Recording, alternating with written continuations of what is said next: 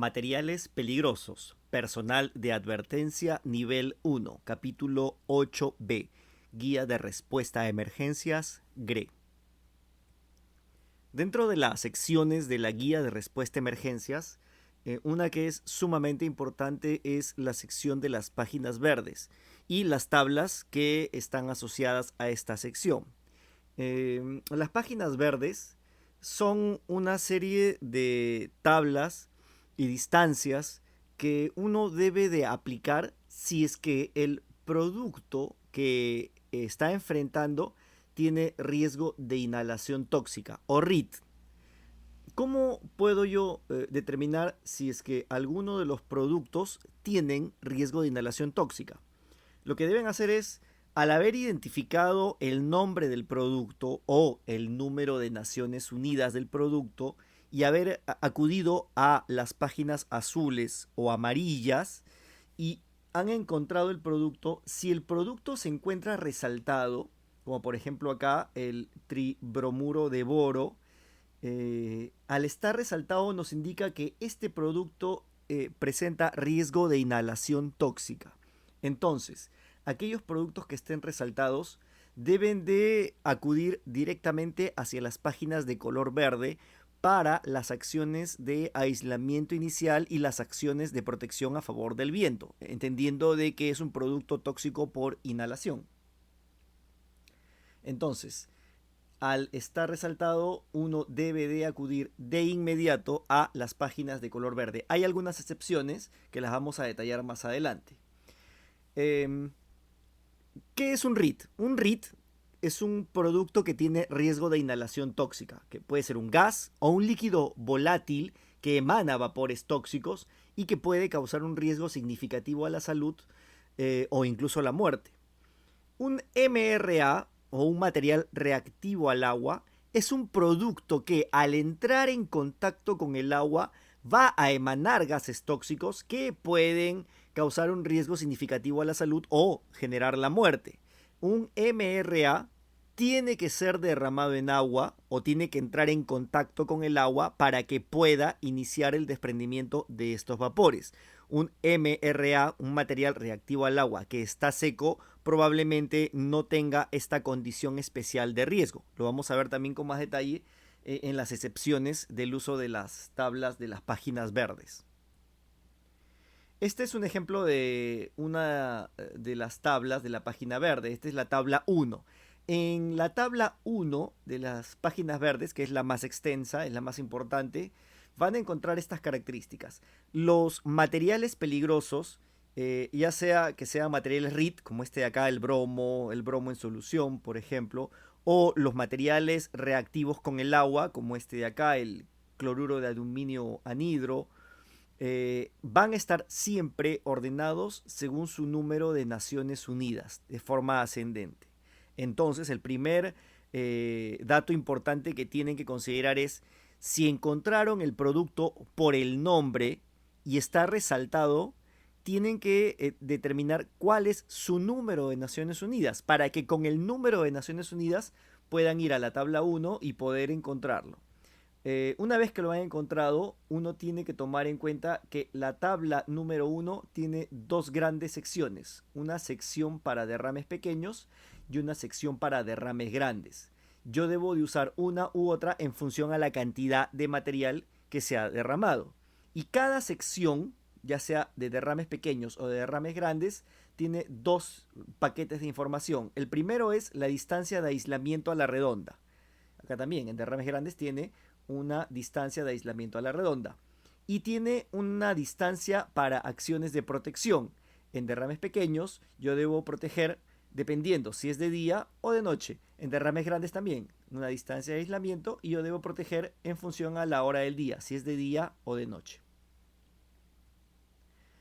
Acá vemos con más detalle ambas secciones. Por ejemplo, yo tengo acá un escenario para derrames pequeños y acá otro escenario para derrames grandes. Y cada uno tiene todos los componentes completos. Ahora, ¿y cómo puedo determinar yo si es un derrame pequeño o un derrame grande? Si es que la cantidad de producto que se ha liberado es menor o igual a 208 litros, 55 galones, estamos hablando de un barril. en caso de líquidos, o menor o igual a 300 kilos, en el caso de sólidos que han sido derramados en el agua para materiales MRA, yo lo debo de considerar un derrame pequeño. Si es que la cantidad es superior a esta, o sea, es más de 55 galones o más de 300 kilos, yo considero que es un derrame grande. Entonces, en función a la cantidad liberada o potencialmente liberada también, porque puede ser un contenedor muy grande de varios cientos de litros, donde la cantidad derramada es pequeña, pero la cantidad que se va a derramar de manera acumulada a lo largo del tiempo va a llegar a superar los 208 litros, yo debo de considerar ya que es un derrame grande. Entonces, en función a la cantidad derramada, yo debo escoger o trabajo con esta sección de derrames grandes o trabajo con esta sección de derrames pequeños. Luego, una vez que yo he determinado con qué sección trabajar, yo puedo trabajar con derrames pequeños o puedo trabajar con derrames grandes, yo debo de determinar si el momento en el que estoy es de día o de noche. El aislamiento a la redonda es independiente. Para el aislamiento a la redonda no interesa si es de día o de noche. Esta sección de día y noche solamente es para las acciones de protección a favor del viento. Este es un cuadrado, este es un círculo alrededor del derrame. Lo mismo pasa con derrames grandes. Entonces acá vamos a eliminar esta sección, vamos a ocultarla, porque eso siempre va a ser igual, no importa si es de día o de noche, el aislamiento inicial. Entonces, yo tengo un derrame pequeño y yo debo de escoger cuál es el momento del día en el que me encuentro. Derrame grande igual cuál es el momento del día en el que me encuentro. Normalmente, si son observadores, las distancias de noche son mucho más amplias. Para este producto, por ejemplo, si fuera de día, yo tendría que proteger 1.7 kilómetros a favor del viento. Si es que fuera de noche, tendría que proteger 5.9 kilómetros a favor del viento. En este caso, si fuera de día, debería proteger 11 kilómetros o más a favor del viento, y si fuera de noche, 11 kilómetros o más a favor del viento. O sea, la distancia es tan grande, tan amplia, y el producto tiene un riesgo tal que en caso de derrame grande las distancias son iguales para ambos. 11 kilómetros es una distancia bastante considerable, muy difícil de cubrir también. La tabla MRA, que es la tabla 2, es la tabla que va a listar aquellos materiales que son reactivos con el agua. Esta tabla es informativa. Es una tabla que nos va a decir si un determinado material, cuando entre en contacto con el agua, cuál es el gas que va a desprender. Por ejemplo, yo tengo este material de acá, que tiene como número de Naciones Unidas 2437. Si este material 2437 es derramado sobre el agua o le cae agua, lo que va a desprender es este producto, HCl. Y en la parte inferior lo que yo tengo es una clave para las fórmulas de los materiales con riesgo de inhalación tóxica, ¿no? Entonces busco este producto y HCl es cloruro de hidrógeno. Esta tabla es informativa. ¿Por qué? Hay que tomar en cuenta esto es importante. No significa que ahora yo debo de trabajar con el cloruro de hidrógeno. No, yo tengo el material 2437. Listo. Yo voy a las tablas MRA y voy a buscar qué producto es. Y lo reviso. Y encuentro que el material es metilfenildiclorosilano. Ya está. Y produce cloruro de hidrógeno. No quiere decir que ahora voy a trabajar con el cloruro de hidrógeno. No quiere decir que ahora voy a ir a buscar la tabla verde para cloruro de hidrógeno. No, uno sigue trabajando con este producto. Esto es informativo. ¿Para qué me sirve? Para que yo le pueda notificar a los servicios de emergencia que el producto 2437 que ha sido derramado en el agua, por si acaso desprende este gas. El técnico, el personal de salud, tomará sus consideraciones para poder enfrentar esta intoxicación con este gas a los pacientes que pueda atender. Pero mis distancias de protección, mi aislamiento inicial, siempre se debe realizar con el producto original. Entonces, esta tabla es informativa. Si el producto que yo he encontrado es un producto reactivo con el agua, un MRA, un material reactivo con el agua, en las tablas verdes, acá por ejemplo, aquí en la tabla verde, lo va a indicar. siempre va a estar entre paréntesis y con negritas la frase cuando es derramado en el agua. Cuando es derramado en el agua. Acá también, cuando es derramado en el agua. Entonces yo sé que estos materiales son materiales reactivos con el agua. Entonces, si no están derramados con el agua, no presentan el riesgo de generar gases con RTI o RIT, con riesgo de inhalación tóxica. Entonces, yo tengo, por ejemplo, el producto cianuro de potasio, que ha sido derramado en suelo seco. Y busco acá el cianuro de potasio. Yo sé que el cianuro de potasio es un producto que tiene como número de Naciones Unidas 1680. Acá está, lo encontré. 1680, cianuro de potasio. Y me dice, cuando es derramado en el agua.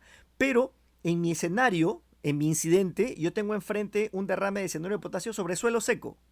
Techado, sin posibilidad de agua, sin posibilidad de lluvia. Entonces, este producto que he encontrado, que tiene cianuro de potasio derramado en suelo seco, que acá está, es este de aquí, ya no debe ser trabajado como un producto RIT. ¿Por qué? Porque no cumple con la condición, no cumple con el condicional que es estar derramado en el agua. Entonces, si no está derramado en el agua, ya no va a generar gases tóxicos, por lo tanto ya no uso las tablas verdes. Me olvido de las tablas verdes y voy a trabajar con la guía naranja que le hubiera correspondido originalmente. Entonces, el cianuro de potasio, como está seco, va a trabajar con la tabla naranja 157. Acá está. Y me voy a las guías naranjas 157. Es una sustancia tóxica o corrosiva, no combustible, susceptible al agua. Pero como está seco, ok, puedo trabajar con esta tabla naranja. Y acá yo voy a encontrar la información que es relevante. Como ya no voy a usar la tabla verde, mi distancia de aislamiento inicial va a ser tomada de la guía naranja. ¿En dónde? En la sección de seguridad pública. Acá dice, como acción inmediata de precaución, aísle en todas las direcciones el área del derrame o escape 50 metros para líquidos y 25 metros para sólidos. Ah, ese es el dato que yo voy a utilizar, el que es relevante para mí. Ya no hay acciones de protección, porque no hay riesgo de inhalación tóxica ni protección a favor del viento, solamente protección a la redonda según según las páginas naranjas. Entonces, para que un producto que es reactivo con el agua use las tablas verdes, tiene que cumplir la condición de que esté derramado en el agua. Si está seco, yo retorno a las páginas de color naranja y sigo mi procedimiento normal de ese producto sin involucrar las tablas verdes porque no cumple con la condición de ser un material RIT. La tabla 3 es una extensión de la tabla 1. La tabla 3 lo que hace es escoge 6 productos que son tóxicos por inhalación y que son de uso bastante común. Su uso comercial, su uso industrial es muy común. Tenemos el amoníaco, el cloro, el cloruro de hidrógeno, el dióxido de azufre, el fluoruro de hidrógeno y el óxido de etileno. Estos 6 productos tienen una tabla especial que aplica cuando el derrame es grande. Si el derrame es pequeño, es menos de los 208 litros, entonces trabajo con la tabla 1. Pero si es que el derrame es superior a 208 litros, lo que va a hacer la tabla verde es, me va a poner un enunciado que me diga, váyase usted a la tabla 3, porque este producto tiene un riesgo especial y tiene, en el caso de derrames grandes, algunas condiciones que tiene que evaluar de manera adicional. La tabla 3 es esta de acá. Esta, por ejemplo, es un extracto de la tabla 3 para un producto específico, para el amoníaco. Amoníaco anhidro.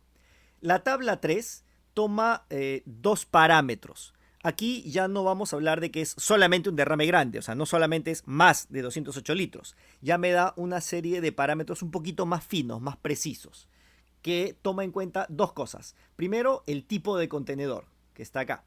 Entonces, ya no hablamos solamente de, es más de 208 litros o es más de un barril. No, acá lo que me va a decir es, ok, ese derrame o esa fuga de amoníaco anhidro es de un carro tanque de ferrocarril, de un autotanque o remolque, de un tanque de agricultura, que suele ser de 1 tonelada, o de varios cilindros pequeños, de muchos cilindros pequeños. ¿De cuál de todos es?